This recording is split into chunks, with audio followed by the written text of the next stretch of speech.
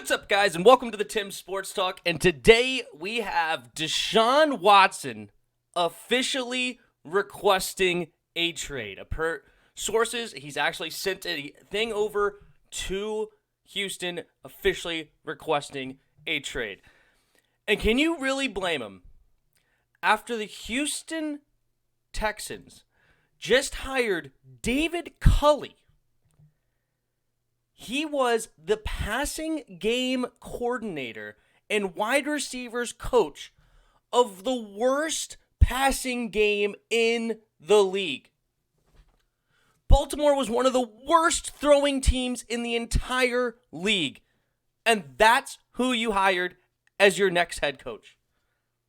You couldn't wait another week or two when Eric Bieniemy is not going to be a freaking coordinator anymore, or is like not going to be in the Super Bowl anymore. You couldn't wait 2 more weeks.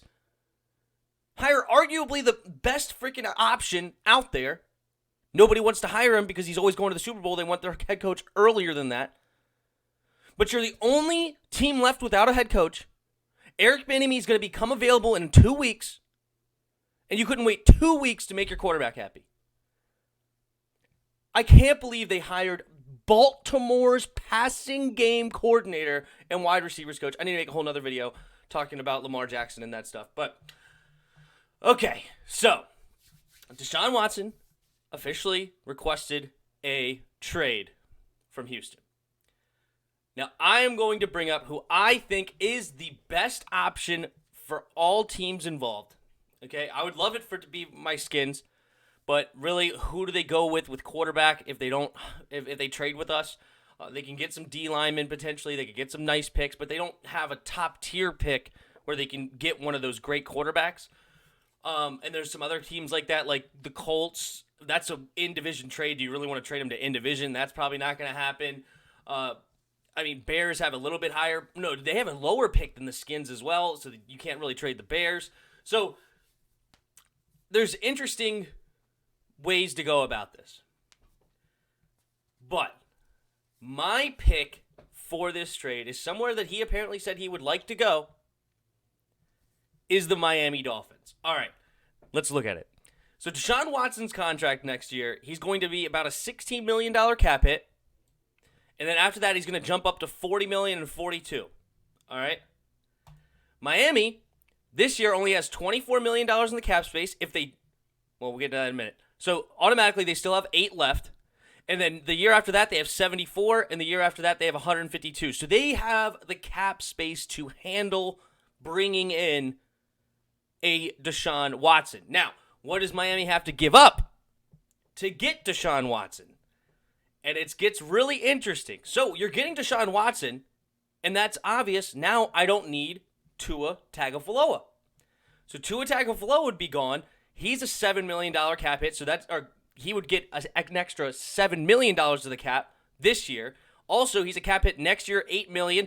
So not only do they have 74, they would become 82 minus the $40 million that Deshaun Watson would get. I'd be trading the 3rd pick overall.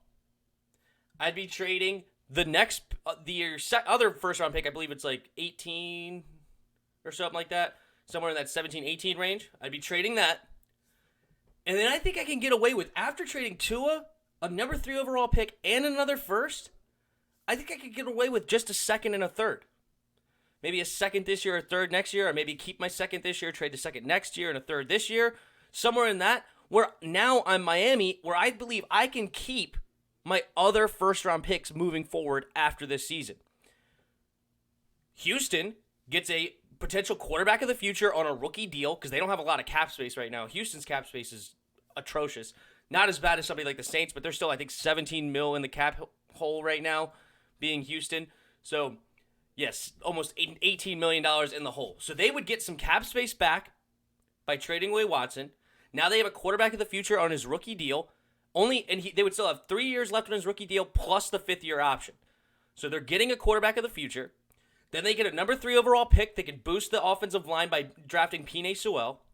Or if they wanted to draft one of those receivers to get a weapon for Tua, that's an option. And then go with the left tackle, because there's a lot of good left tackles in this draft, or they can go left tackle at pick number 18, or maybe vice versa. There's a lot of good receivers. So you go with Penei Sewell, and then you get whoever receiver falls to you.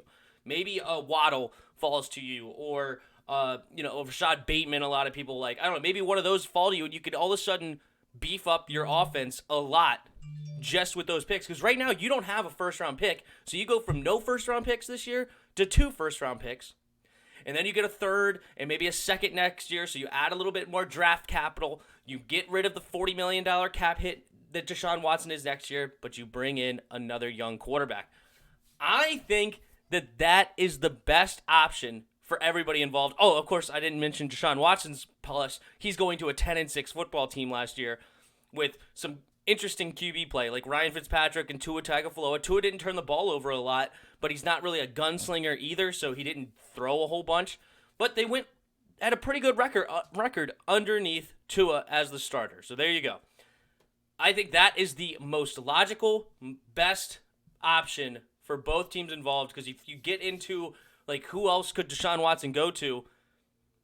Like, he mentioned the Jets, which Jets could be interesting, but at the same time, if you're the Jets, you have all this cap space. You could draft your young QB at 2, continue to build around, whoever you get, Justin Fields, Zach Wilson, whoever it is, get the young quarterback you want, or you could stick with Sam Darnold and go get Penei Sewell and get the left tackle you want, and who knows? Like, there's a lot of different options if you are the Jets, where I don't think you need to haul it for a Deshaun Watson. I think you have interesting options at number 2, and right now, because if you're Miami, you just drafted Tua, right?